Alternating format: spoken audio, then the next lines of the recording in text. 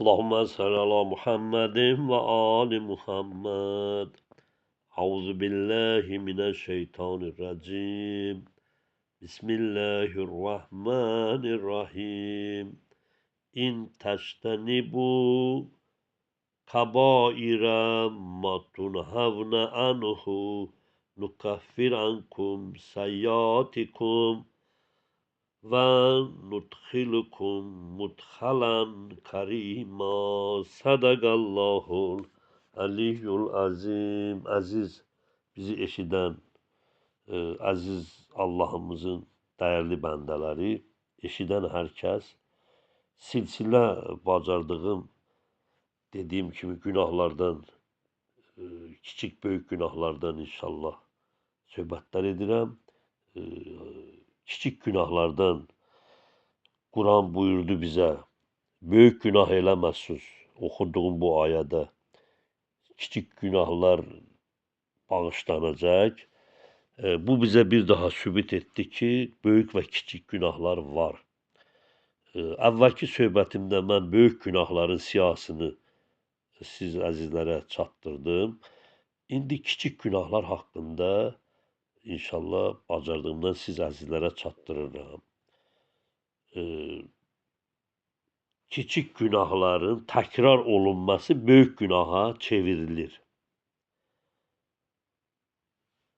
Sap, evdə işlətdiyimiz sap, özü zəif və qırılandır,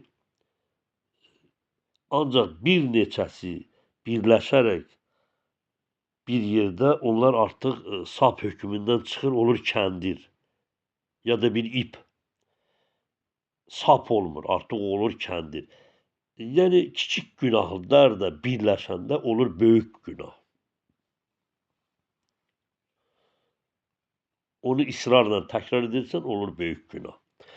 Allah-u Teala Quran-ı Kərimin Ali İmran surəsinin 135-ci ayəsində buyurur, günahlarını təkrar etməyənlər pəhrizkar insanlardır.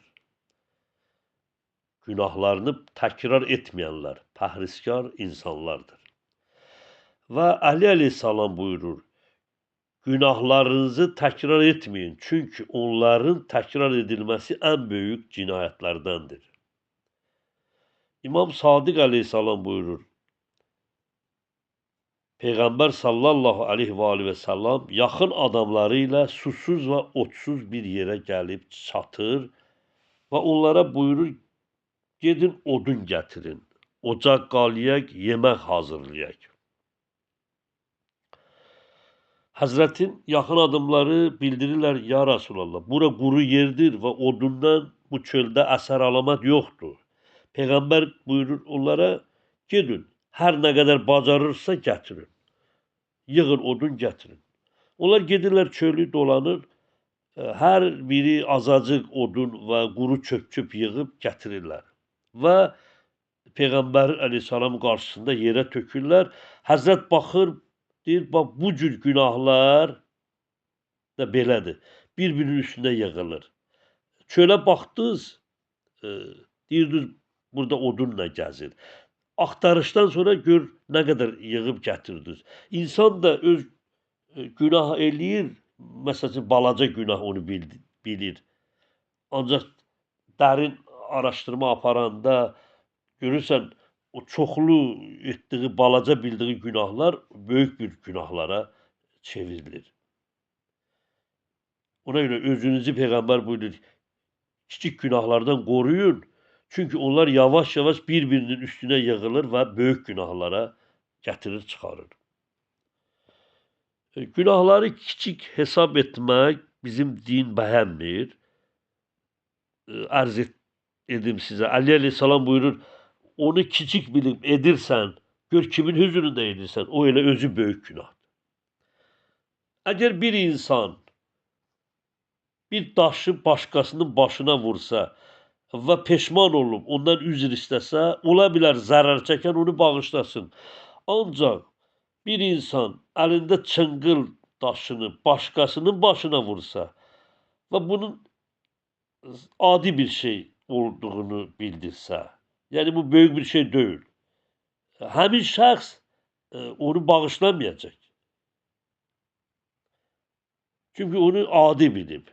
Törətdiyi işi kiçik hesab edir. Yani bizim dinimizdə də nə qədər ki günah edərsən, onu kiçik hesab eləyərsən, onlar yığılanda sənin üçün böyük günah olur. İmam Həsən əleyhissalam buyurub ki, bağışlanılmayan günahlardan biri insanın kaş məni bu günahdan savay başqa günahlara görə cəzalandırmasınlar deməğidir. Həzrət Əli əleyhissalam buyurur, ən ağır və ən böyük günah odur ki, günah sahibi onu kiçik hesab etmiş olur. İmam Səccad əleyhissalam Allahla münacat və namazda Allah Taalaya ərz edir, deyir, ey Allah, günahlarımı təkrar etdiyimə və onları kiçik hesab etdiyimə görə səndən mən kömək dilirəm, mənə yardımcı ol ki, təkrar eləməyim və onu kiçik hesab etməyim. Əli əleyhissalam buyurur, günahdan birindəki zövq alır, öz nalayiq əməllərindən xoşhal olur. Deyir, bunlar ən pis adamlardır. Odur ki, günah etməkdən zövq almaq, onları icra edilməsi zamanı şadlanmaq böyük günaha çevirən hallardır. Bunlar böyük günaha çevirən hallardır o işi.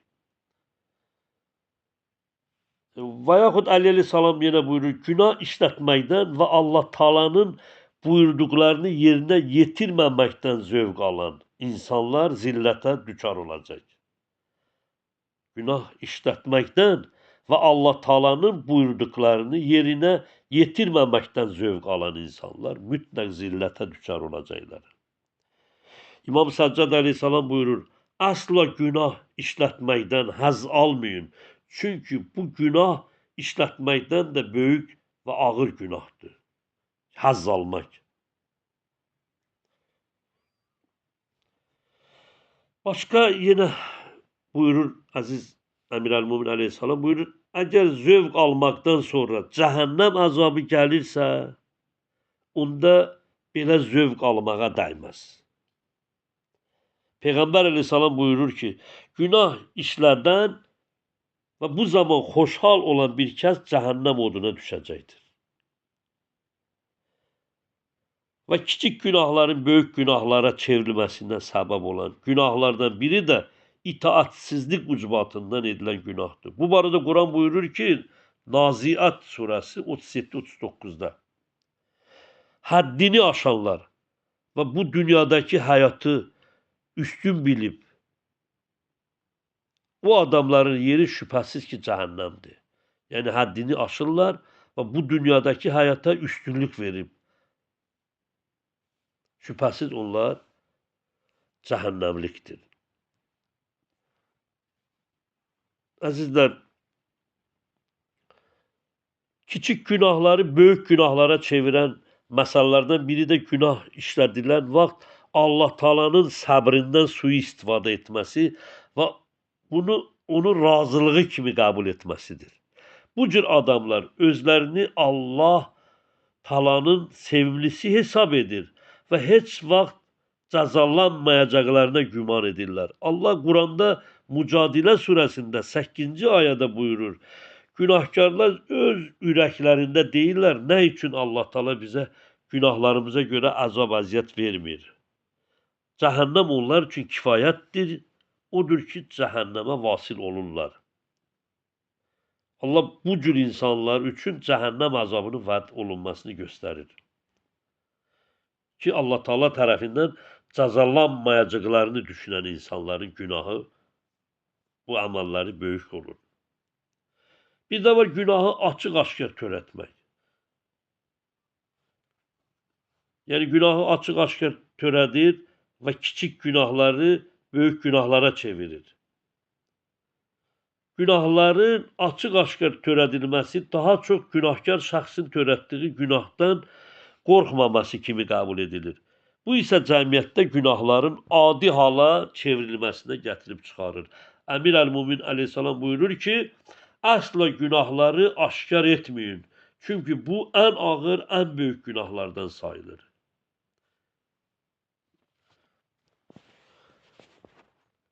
Və əzizlər, küçük günahlar bizim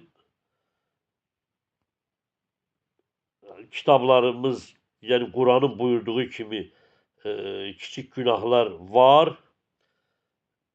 Onlara israr edirlərsə və tövbəsiz qalarsa və onlar günah sayılmaz kimi bir şəxs tərəfindən o cür qərar verilərsə, bunlar hamısı olur böyük günah.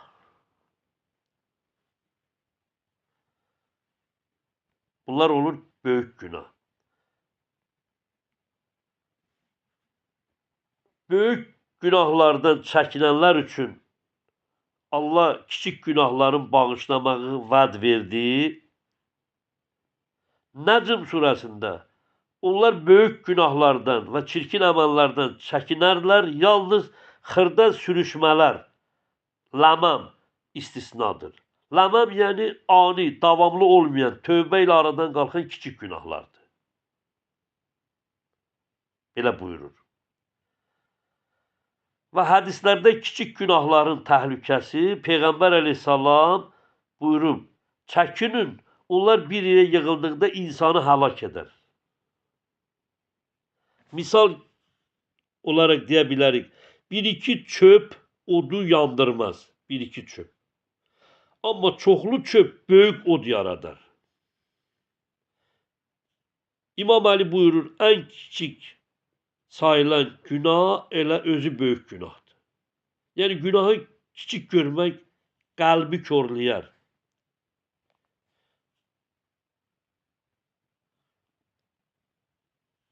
Hədislərə əsasən dil ilə olan kiçik günahlar var. Yalandan zarafat,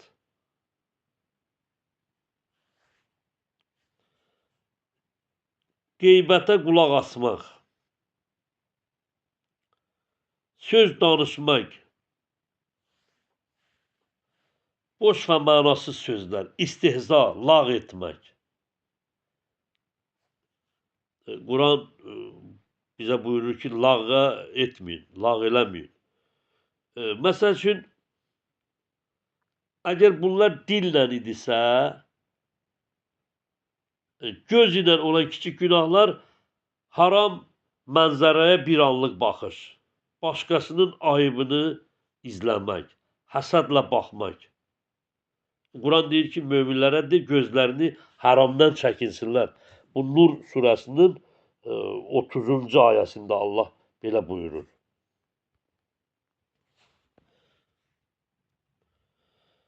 Sonra var qulaqla olan kiçik günahlar, yəni qulaq asmayla. Qeybət dinləmək, haram musiqiyə meyil, pis sözlərdən zövq almaq. Sonra var qəlb günahları, təkəbbürün, yəni xırda forması, özünü başqalardan üstün görmək, həsəd ürəkdə, riya, meyil. Bunlar qəlb günahlarıdır. Kiçik sayılır, ancaq qəlblə olan günahlardır. Qəlbində bunu izhar edir. İmam Sadıq buyurur ki, əleyhissalam, qəlbdə olan günah bəzən əməldən daha təhlükədir. Var əməldə olan kiçik günahlar. Namaza gecikdirmək, salamı almamaq, valideyni incitmək xırda formada, başqasını qəsdən gözlətmək, verilən sözü gecikdirmək.